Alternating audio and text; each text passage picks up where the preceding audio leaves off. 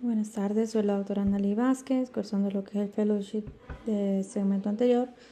En esta ocasión pues vamos a comenzar con lo que es el módulo de complicaciones, siempre enfocados en lo que es la cirugía de cataratas. Vamos a comenzar con lo que es, en el caso de el momento de aplicar anestesia, inyección.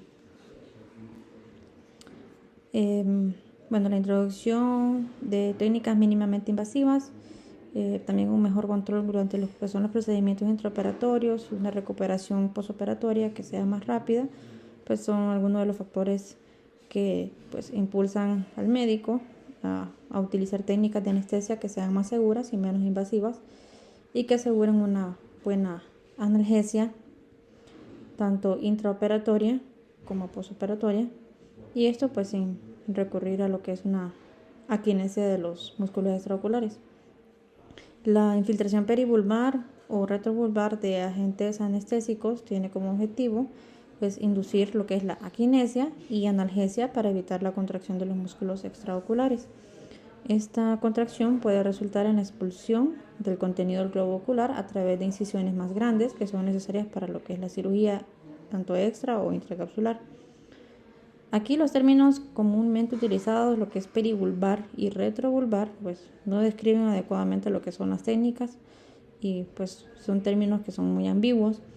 Sería pues más apropiado, según la literatura, ¿verdad?, definir la técnica de inyección retrovulvar como intracónica y extracónica, lo que es la perivulvar. La descripción original, ¿verdad?, según describió Atkinson en 1936, consistía en una inyección de aproximadamente 3 ml de anestésico, en este caso local, a través de lo que es el tercio medial y el tercio lateral del borde inferior de la órbita para alcanzar el vértice del cono muscular. Y esta maniobra requiere lo que es la cooperación del paciente, pues se le pide que mire hacia arriba en dirección supero-nasal.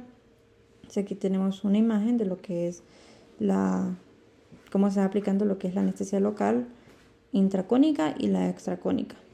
Entonces esta imagen, pues el esquema, ¿verdad?, nos muestra lo que es la posición de la punta de la aguja al insertarse en el cuadrante inferotemporal, entre los músculos recto lateral y el recto medial. Vemos con el bisel de la aguja orientada hacia lo que es el globo ocular. La aguja se va insertando a través del párpado y se dirige paralela al piso de la órbita en la técnica extracónica. Ahora, en la técnica intracónica, una vez que la aguja ha pasado el ecuador del globo ocular, se inclina aproximadamente 10 grados, como vemos ahí en la imagen, pues hacia arriba y hacia medial para alcanzar lo que es el espacio intracónico. En cuanto al daño iatrogénico y la longitud axial, pues aquí las complicaciones asociadas con la anestesia por inyección, ya sea local, regional, para lo que es cirugía de cataratas, pues se estima que está entre un 0.009% y 0.13% para lo que es la perforación del globo ocular, y el 0.09 y 0.79% cuando hay afectación del tronco encefálico.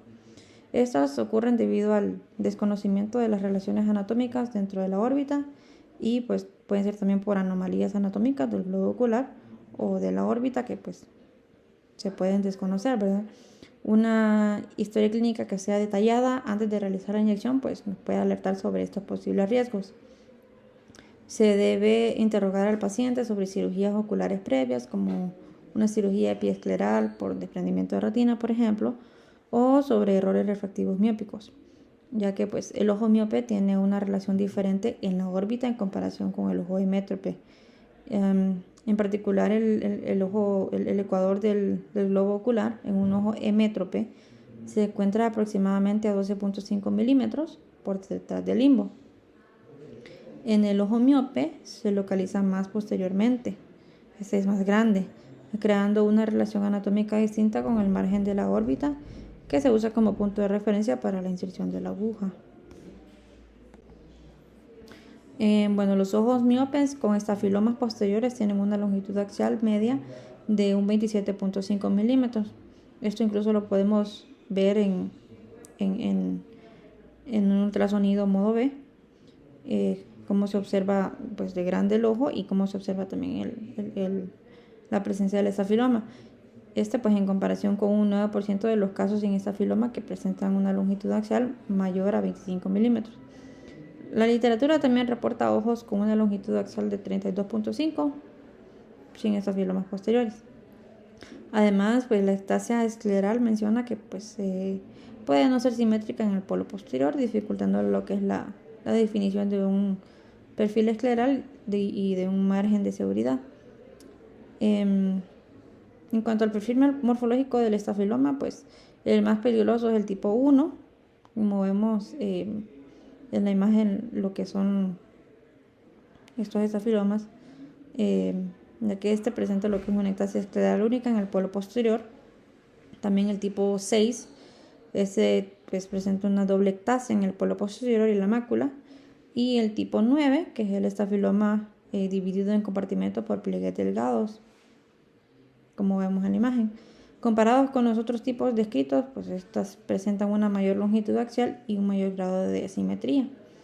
Entonces vemos aquí en la imagen, verdad que tengo arriba pues la presencia de estos estafilomas, que son factores de riesgo que pues se deben considerar si el cirujano utiliza un bloqueo local, intracónico o extracónico, que el ecuador de un ojo hemétrope se encuentra, pues ya mencioné, verdad, muy detrás del limbo, 12.5 milímetros, de diferencia del un ojo miope, verdad.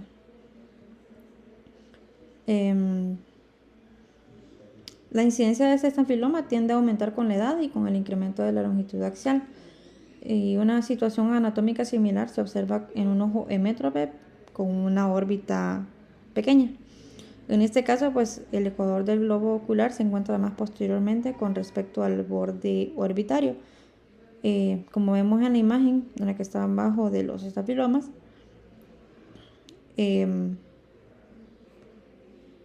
vemos cómo se observa en este caso un ojo como tal, pues se debe retirar lo que es inmediatamente la aguja, ya que pues la inyección de incluso unos pocos milímetros de anestesia puede llevar a la oclusión de la vena central, que es una de las complicaciones, o pues generar fenómenos retinianos necróticos.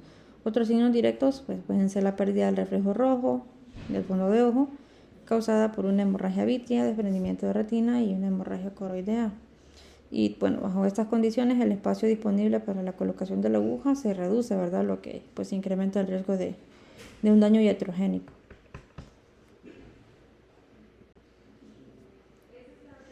Ya hablando sobre lo que es las técnicas de inyección, pues en cuanto a la inyección intracónica, bueno, el paciente está en posición supina, ¿verdad? Con el ojo en posición primaria. Luego se introduce la aguja, un calibre de 25-27 en el cuadrante inferotemporal, como mencioné anteriormente, entre los músculos recto lateral y el recto medial. Con el bisel de la aguja, pues orientada hacia lo que es el globo ocular.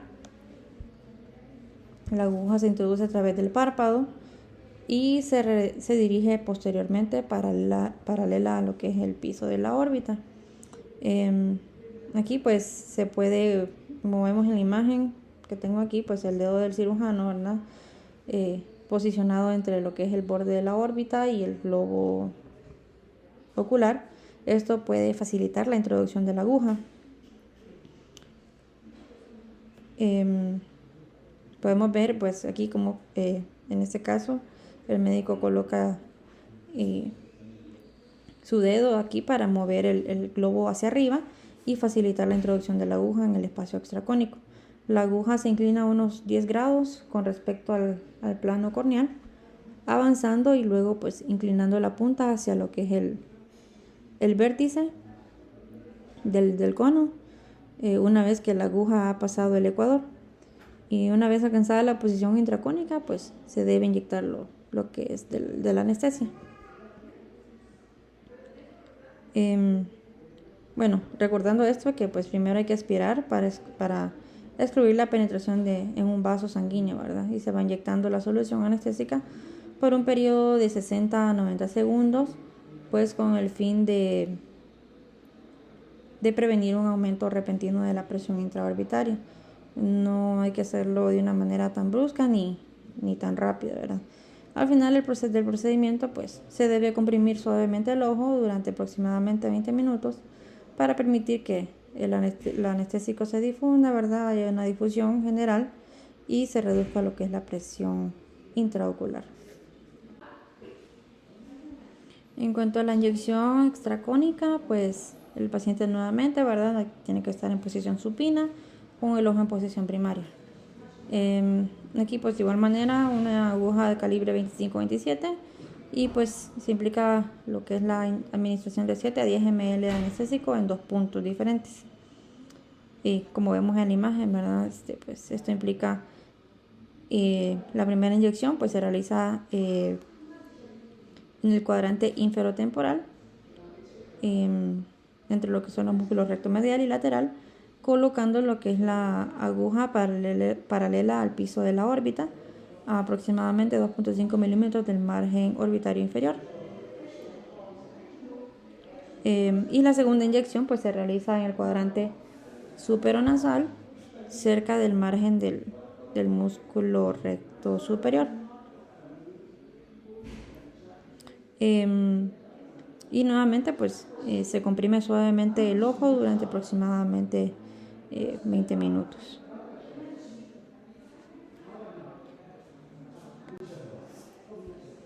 En cuanto a las complicaciones, ¿verdad?, lo que es la perforación del globo ocular, pues y aún más lo que es la inyección intraocular de anestesia, pues son las complicaciones más temidas asociadas con las inyecciones retrovulvares.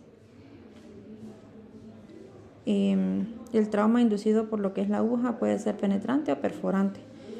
Penetrar el ojo, el globo, puede resultar en la inyección del agente anestésico dentro de la cavidad vítrea, con consiguiente aumento en la PIO, con el riesgo de ruptura del globo ocular. Y por eso pues el médico debe reconocer lo que es una perforación del globo ocular antes de que el daño se ponga peor o se agrave por lo que es la inyección intraocular. Según la literatura, pues está claro que es difícil describir lo que es esa sensación percibida cuando el globo está perforado mientras se va administrando lo que es la anestesia. La presión requerida para inyectar anestesia en la vaina del nervio óptico o en la esclerótica es de aproximadamente 138 milímetros de mercurio, lo que es 4 veces la resistencia que se encuentra al inyectar en el tejido adiposo retrovulvar. Y la resistencia a la perforación intraocular pues ha sido descrita como muy baja y a menudo puede confundirse con el paso de la aguja a través de una capa de tejido conectivo orbitario. Una señal de advertencia importante pues es el dolor localizado, ¿verdad?, que nos va a decir el paciente cuando se le ha inyectado la anestesia, y esto pues es causado por el aumento repentino, ¿verdad?, o inmediato de la PIO. Si el médico tiene alguna duda sobre la ocurrencia de una penetración, pues debe retirar inmediatamente la aguja, ya que la inyección de incluso unos pocos mililitros de anestesia puede llevar a una oclusión de la vena central de la retina o cualquier fenómeno necrótico retiniano. Otros signos directos incluyen lo que es la pérdida del reflejo rojo causada por hemorragia vítrea, desprendimiento de retina y hemorragia coroidea, como mencioné en la diapositiva anterior. El trauma perforante, por otro lado, se caracteriza por la salida de la aguja atravesando lo que es el globo ocular en una posición más cercana a lo que es el polo posterior. En este caso, el daño iatrogénico pues es causado por el paso de la aguja. Se pueden producir desgarros retinianos con afectación directa de la mácula. El bloqueo en estos casos pues será perfecto con una aquinesia total resultante de la inyección localizada de la anestesia dentro del cono muscular. Y por esta razón pues el trauma perforante puede ser desapercibido durante la administración del agente anestésico. Aquí pues la presión intraocular es el parámetro más importante. Si ocurre un trauma penetrante con la inyección intraocular de la anestesia y un aumento de la presión intraocular, entonces pues se debe comenzar inmediatamente lo que es el manejo farmacológico, en este caso con manitol, o una intervención quirúrgica para reducir la presión aumentada y pues en este caso se recomienda también una vitrectomía de emergencia. El movimiento de la aguja a través de la órbita puede dañar vasos sanguíneos también, ya sea venosos o arteriales, y eso pues conlleva una acumulación de sangre retrovulvar con una compresión pues peligrosa. La hemorragia retrovulvar es una complicación poco frecuente, sin embargo pues sus consecuencias son potencialmente irreversibles por el aumento de la presión sobre lo que es el nervio óptico. Los síntomas pues son dolor ocular, vómito, proptosis y pérdida de la visión. Una descompresión adecuada, pues esto es lo que va a asegurar una buena recuperación funcional. Y para evitar esta complicación, pues se debe inyectar en el cuadrante inferotemporal, pues para un abordaje intracónico, y en los cuadrantes inferotemporal y superonasal para un abordaje extracónico, como mencioné anteriormente, ya que son los sitios relativamente avasculares en la órbita anterior. Además, pues el uso de la aguja que no exceda los 30 milímetros va a reducir la probabilidad de dañar vasos sanguíneos que estén situados en el vértice de la órbita. La ruptura de una vena va a provocar lo que es la acumulación eh, lenta de la sangre, y pues muchas veces esta es autolimitada. Sin embargo, pues la penetración de una arteria retrovulvar puede llevarnos a una acumulación más rápida de sangre que pues, de una vena. En este caso, la aparición de síntomas es mucho más rápida y pues es claramente más visible, y es caracterizada por una proptosis marcada y un globo ocular que pues es no móvil, ¿verdad? La incidencia de hemorragia retrovulvar va a variar entre 0.44% y un 3%, y es más frecuente en pacientes que utilizan medicamentos anticoagulantes. Cuando se observa compresión retrovulvar de la arteria central de la retina, en el caso de que lo observemos con el oftalmoscopio, se debe pues descomprimir inmediatamente la órbita anterior. Los métodos más comunes para esto pues es la incisión del fornix inferior y una cantotomía lateral.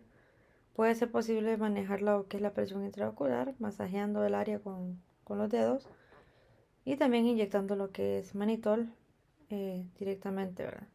También hay que recordar que pues el aumento de la presión intraocular, ya sea causado por lo que es esta hemorragia, va a afectar la perfusión ocular,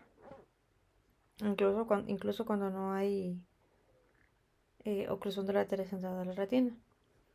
Los pacientes diabéticos con tendencia hemorrágica y con glaucoma también tienen una mayor sensibilidad a estos pequeños cambios en la presión de perfusión, y pues estos a veces pueden ser irreversibles. La situación es muy diferente de una cirugía sin complicaciones con excelentes resultados postoperatorios. Y la dificultad de una cirugía que es realizada después de una hemorragia retrovulvar, pues está asociada pues, también con lo que es la presión intraocular inducida. Entonces, con una buena presión intraocular es posible proceder con la cirugía. Si la PIO es excesiva, hay que posponer la cirugía de 3 a 5 días para evitar dificultades intraoperatorias que estén asociadas con la presión vítrea posterior. Y en el diagnóstico diferencial, pues se debe recordar que la hialuronidasa pues también puede inducir lo que es la formación de un pseudotumor orbitario, pues como reacción de hipersensibilidad a lo que es la hialuronidasa, con la subsecuente pues compresión. En cuanto a la parálisis de los músculos extraoculares, aquí pues el cirujano, en el caso de una cirugía de cataratas, pues va a requerir generar lo que es una kinesia completa de los músculos extraoculares, cuando puede llegar a enfrentar casos extremadamente complejos, ¿verdad? Rara vez puede presentarse parálisis persistente de los músculos extraoculares, en particular lo que es el músculo recto inferior. Este daño puede ser causado por lo que es una miotoxicidad del agente anestésico debido a lo que es la perfusión del músculo por la laceración de las arterias ciliares anteriores, luego de pues, movimientos incorrectos o por la inyección directa de la anestesia profundamente dentro de lo que es el músculo, induciendo un daño mecánico del mismo. También aquí el uso de lo que es la hialuronidasa, aparte de la anestesia, pues puede crear áreas perioculares de acumulación de anestesia que pueden inducir toxicidad potencial en lo que es el músculo. En estos casos, pues el músculo recto inferior suele verse involucrado debido presumiblemente a lo que es la inyección, ¿verdad?, del cuadrante inferior-temporal. Y la parálisis puede deberse también a un estrabismo enmascarado por lo que era por la catarata o una anisometropía. Luego, por último, después de la cirugía de catarata, esto puede resultar en una falta de fusión central de lo que es la imagen, generando pues lo que es una diplopia.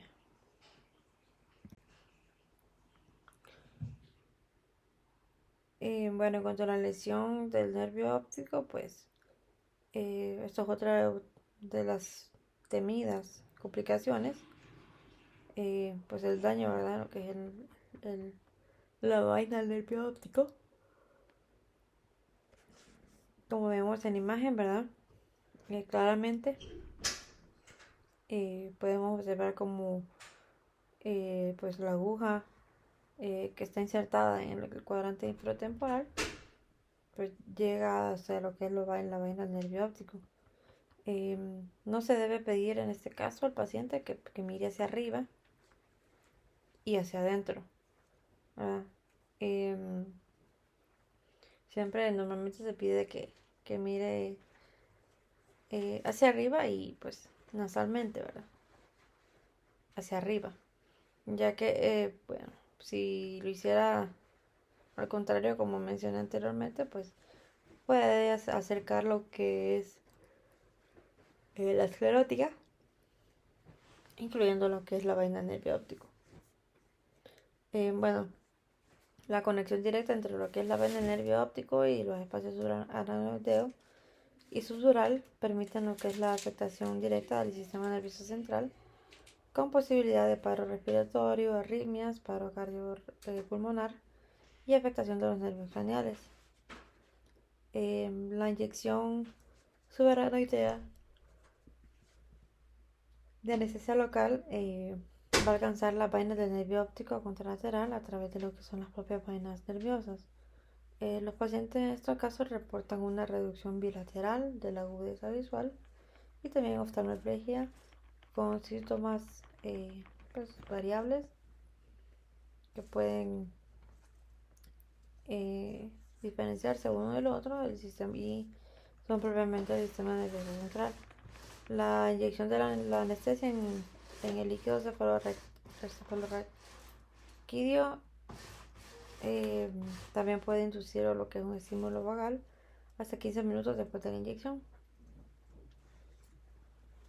Y por último, pues esta complicación va a requerir un diagnóstico inmediato y también un apoyo del equipo especializado que sea en reanimación. Bueno, en cuanto al reflejo oculocardíaco, bueno, este fue descrito en 1908 por Ashner, también es conocido como el fenómeno de Ashner por su nombre. Implica una disminución de lo que es la frecuencia del pulso tras la tracción de los músculos extraoculares y la compresión del globo ocular. El reflejo está mediado por las conexiones del nervio trigémino y el sistema parasimpático a través del nervio vago. Esto puede llevar a una bradicardia, asistolia y en raras ocasiones incluso a la muerte. También la estimulación oculocardíaca se debe, pues, por tanto, a un arco reflejo cuya rama aferente del nervio trigémino se origina en lo que es la órbita. Esta, cuando se llena rápidamente con anestesia mediante pues, una aguja de un calibre grande, estimula el nervio trigémino antes de que la transmisión haya sido bloqueada por la anestesia misma. Y este reflejo pues, puede minimizarse mediante una inyección lenta y que sea gradual, usando una aguja de calibre pequeña, y pues esto va a lograr que el bloqueo nervioso antes de que se active el arco reflejo pues tenga su efecto, ¿verdad?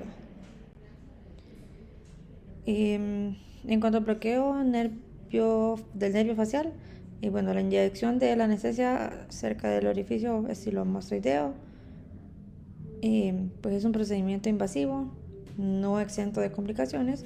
Actualmente pues esta técnica está casi obsoleta, y la parálisis del nervio facial y del nervio faríngeo mayor pues puede causar dificultades respiratorias que pues muchas veces se complican con la participación del nervio vago. Muchos cirujanos aquí opinan que pues, el bloqueo del séptimo par craneal para la cirugía de catarata pues debe evitarse incluso en casos complicados. En cuanto a la queratitis por exposición, este es el resultado de la aquinesia del párpado. Cuando esto ocurre, pues es necesario cerrar el párpado con un parche de presión para evitar lo que es la queratitis por la falta de parpadeo. Y en cuanto a la pupila atónica, pues esta es otra complicación que se ha descrito después de lo que es la cirugía de catarata. Las causas de estas pues no se han definido con claridad, pero pues se considera que el daño al ganglio ciliar o la alteración directa del esfínter del iris son las causas más probables. En cuanto a la técnica de inyección ya modificada, ¿verdad? En la actualidad, ya la inyección retrovulvar clásica ha sido reemplazada por un abordaje perivulvar ya modificado que puede minimizar las complicaciones y asegurar una anestesia y aquinesia adecuadas. Se prefiere una aguja corta y afilada de 25 a 30 milímetros con un abordaje lateral y una inyección de volúmenes mayores de anestésico de 7 a 10 mililitros. Clínicamente se sugiere abordar el cuadrante inferotemporal desplazando el globo ocular desde el borde orbitario usando un dedo con el objetivo de crear espacio y alcanzar el ecuador del globo con mayor facilidad. Una consideración importante a tomar en cuenta pues, es la longitud y el calibre de la aguja utilizada. El ganglio cilar se encuentra aproximadamente a 35 milímetros del borde orbitario inferior, y pues una aguja de 25 a 30 milímetros de longitud puede alcanzar el espacio extracónico y el intracónico con excelentes resultados en términos de anestesia y aquinesia. El calibre menor de la aguja pues, va a generar menos tensión a través de la estructura orbitaria y al mismo tiempo permite una inyección más lenta y gradual de la anestesia. Esto para evitar lo que es la estimulación de los reflejos trigeminales con efectos vagales. Finalmente, el uso de agujas afiladas en lugar de las que son romas facilita la penetración de los tejidos, reduciendo el malestar para el paciente. Este abordaje va a conllevar el riesgo de inducir un daño penetrante, ya que las agujas romas pues, inducen un mayor trauma tisular, pero con menor incidencia de penetración directa. Una inyección en el ángulo inferotemporal extremo, pues menos medial que la técnica descrita por Atkinson, está lejos de lo que es el globo ocular y mantiene un ángulo fijo con respecto al borde orbitario que no debe modificarse durante la inyección para permitir un aumento en el espacio intracónico. Cuando se cambia la dirección de la aguja más allá del ecuador, sí puede ocurrir daño retrovulvar. Si el cirujano desea aumentar la profundidad de la anestesia, debe insertar la aguja en lo que es la carúncula con el bisel de orientado alejándose del globo ocular, que esto se refiere al bloqueo medial, hasta una profundidad de 20 milímetros, inyectando aproximadamente 3 ml de anestesia para combinar la anestesia intracónica y la extracónica. Existen múltiples aberturas entre el espacio intracónico y el extracónico, por lo que una cantidad mayor de anestesia perivulvar inyectada, que es de 5 a 10 mililitros, puede inducir a una aquinesia adecuada. En cuanto a la técnica de inyección modificada, bueno, primero más que todo el paciente pues tiene que estar en posición supina con el ojo en posición primaria. Se realiza luego la inyección más o menos 10 mililitros de anestesia, pues con una aguja de entre 25 y 30 milímetros de longitud.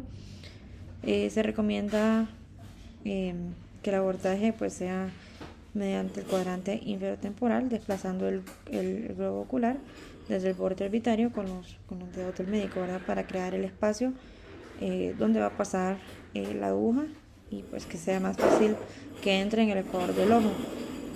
El médico procede entonces con la introducción de la aguja con un ángulo de aproximadamente 10 grados con respecto al plano corneal y luego continúa progresivamente con la punta de la aguja orientada hacia lo que es el vértice del cono una vez que ya ha pasado el ecuador del globo. Unos consejos y trucos, ¿verdad?, que menciona la literatura y que pues en realidad sí funcionan, ¿verdad? Bueno, primero más que todo la longitud. Recordar que la longitud axial del ojo pues es algo que hay que considerar al realizar la inyección. Entonces pues clínicamente es útil, ¿verdad?, saber que hay que comentar, ¿verdad?, sobre lo que es la cirugía con el paciente y pedir su colaboración para mantener la mirada en posición primaria. En caso de que la cooperación sea deficiente, pues el paciente debe ser sedado antes de continuar con lo que es cualquier procedimiento, ¿verdad? Hay que utilizar agujas que no excedan los 30 milímetros. Hay que inyectar también anestesia de manera lenta a medida que avanza la aguja en la órbita. Aquí el objetivo de esto pues es desplazar los vasos sanguíneos. Si el cirujano percibe resistencia al introducir lo que es la jeringa, ya sea por impacto contra la esclerótica, pues hay que detenerse. Hay que prestar mucha atención en el ángulo de inclinación de la aguja con respecto al globo ocular, más que todo en ojos que tienen una longitud axial a más de 26 milímetros.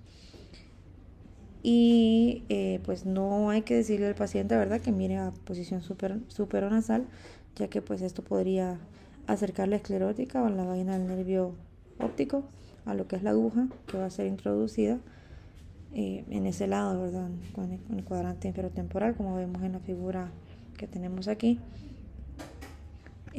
Vemos cómo si le decimos al paciente que mire superonasal, vemos cómo la aguja pues puede tocar lo que es la vaina del nervio y pues ocasionar sus complicaciones posteriores. También hay que evitar una segunda inyección de anestesia a menos que sea absolutamente necesario. Digamos que el paciente necesita un poco más de anestesia. Hay que evaluar si la analgesia es adecuada, pellizcando suavemente la conjuntiva. No siempre hay que intentar lograr lo que es la kinesia de los músculos extraoculares ni amaurosis. Y hay que recordar que una inyección retrovulvar de solo 3 mililitros va a provocar un aumento de la presión intraocular aproximadamente un 12 a un 80%, alcanzando un valor de aproximadamente 37 milímetros de mercurio. Entonces se recomienda siempre pues, realizar masaje digital del globo ocular o el uso del balón de Honan, como ya conocemos, ¿verdad? Ya tenemos conocimiento de este, durante 3 a 5 minutos después de la inyección de la anestesia, ya que esto, pues, para que sepamos, ¿verdad?, no solo se utiliza solo por ponerlo, sino que reduce la presión intraocular a niveles basales de un 60% a un 80% de los casos. En cuanto a otras técnicas de inyección, tenemos pues ya lo que es la inyección retrovulvar o la intracónica. También puede realizarse mediante una inyección transconjuntival de lidocaína al 2% para la anestesia de conjuntiva. Un buen consejo pues es desplazar lo que es la conjuntiva para exponer mejor el ecuador del globo ocular antes de introducir la aguja a través de la conjuntiva y alcanzando directamente el espacio intracónico con una aguja que no exceda los 20 milímetros. Entonces, primero para esta, pues, como siempre igual en todo, ¿verdad?, el paciente en posición supina y con el ojo en posición primaria. Se induce la anestesia conjuntival con 2 a 3 gotas de anestesia tópica, ¿verdad? La conjuntiva vulvar se desplaza para exponer el ecuador del globo, permitiendo la introducción de la aguja, ¿verdad?, que no tiene que ser mayor a 20 milímetros. Y esto pues a través de la conjuntiva del cuadrante inferotemporal, siempre con una inclinación de aproximadamente 10 grados. Como vemos en la imagen, ¿verdad?, vemos lo que les comenté, ¿verdad? La conjuntiva se desplaza para exponer el ecuador del globo ocular y ahí ya se va insertando lo que es la aguja en la conjuntiva con la inclinación de 10 grados con respecto al plano corneal. Y pues luego la aguja se continúa con esa dirección, inclinando la punta hacia lo que es el vértice del cono, y pues se inyecta lo que son 4 a 5 mililitros de anestesia.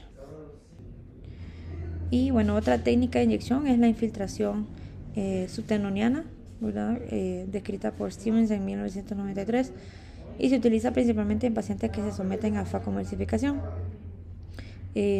La kinesia aquí no es completa, pero puede lograrse con infiltraciones adicionales de anestesia en otros cuadrantes.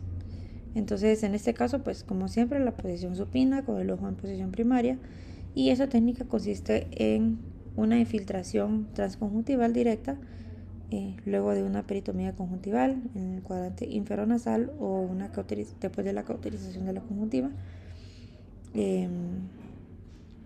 Pues se infiltra lo que es la anestesia local directamente en el espacio subtenoniano con una cánula Roma de calibre 19 tipo Southampton. El uso de esta cánula Roma pues reduce el riesgo de perforar estructuras retrovulvares, pero no disminuye el riesgo de infección, como por ejemplo una celulitis orbitaria.